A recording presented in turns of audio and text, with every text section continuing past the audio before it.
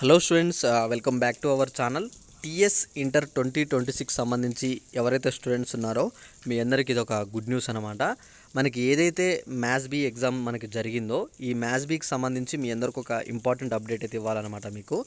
ఇక్కడ మనం చూసుకున్నట్టయితే ఎల్ఏక్యూ, ఎస్ఏక్యూ, విఎస్ఏక్యూ సంబంధించి మనకైతే రాంగ్ క్వశ్చన్స్ అయితే రావడం అయితే జరిగిందనమాట.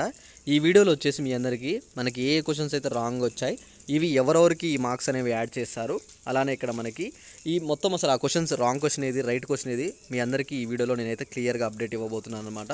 మీరు చేయవలసిందో ఏం లేదు, అందరూ ఒకసారి ఎగ్జామ్ ఎలా రాశారో అని చెప్పి ఒకసారి కింద కామెంట్ చేసి ఇక్కడ కింద డిస్క్రిప్షన్లో మీకు టెలిగ్రామ్ గ్రూప్ అని ఉంటుందన్నమాట.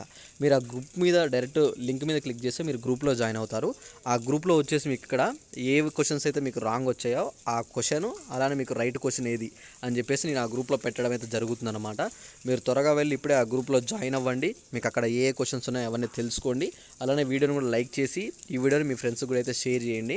ఇక్కడ ఎగ్జామ్ విషయంలో మీ అందరికి ఇంకొక అప్డేట్ కూడా ఇవ్వాలి నేను. ఏంటిదంటే ఎగ్జామ్స్ అనేవి ఆల్రెడీ మీరు రాస్తూనే ఉన్నారు. మీకు రిజల్ట్స్ గురించి అప్డేట్ కూడా ఏంటంటే మనకి ఏప్రిల్లో రిజల్ట్స్ అయితే ఉంటాయన్నమాట. ఏప్రిల్ ఫస్ట్ వీక్ లేదా సెకండ్ వీక్లో మీకు రిజల్ట్స్ ఉంటాయి. అయితే ఇక్కడ రిజల్ట్స్ విషయంలో ఇంకొక అప్డేట్ ఏంటంటే మీకు ఎవరైతే స్టూడెంట్స్ ఎగ్జామ్స్ రాస్తున్నారో ఈ రాంగ్ క్వశ్చన్ మార్క్స్ మీకు యాడ్ కావాలంటే తప్పకుండా మీరు క్వశ్చన్స్ అనేవి అన్నీ అటెంప్ట్ చేయడానికి అయితే ట్రై చేయండి. ఎందుకంటే చాలామంది ఏం చేస్తారంటే వచ్చిన క్వశ్చన్స్ వరకు రాసి వస్తారు, రిమైనింగ్ క్వశ్చన్స్ అయితే అలా వదిలేసి రావడం అయితే జరుగుతుందన్నమాట. చాయిస్ ఉన్న క్వశ్చన్స్ ఇలాంటివి వదిలేసి వస్తారు. సో మీరు ఇలా వదిలేయడం వల్ల ఏమవుతుందంటే మీరే లాస్ అనమాట. ఎందుకంటే ఇక్కడ ఒకవేళ మీకు ఆ రోజు వేరే క్వశ్చన్ కనుక రాంగ్ వచ్చుంటే మీరు దాన్ని అటెంప్ట్ చేయకపోతే మీకు ఆ మార్క్స్ అనేవి యాడ్ అవ్వవు. ఒకవేళ మీరు కరెక్ట్గా ఇంకో క్వశ్చన్ రాసినా దానికి వచ్చే మార్క్స్ ఫుల్ వేస్తారా లేదన్న డౌట్ ఉంటుంది. అలాగే ఈ రాంగ్ క్వశ్చన్ అటెంప్ట్ చేసి ఉంటే మీకు ఆ రాంగ్ క్వశ్చన్ యొక్క ఫుల్ మార్క్స్ అనేవి పడవే జరుగుతుంది.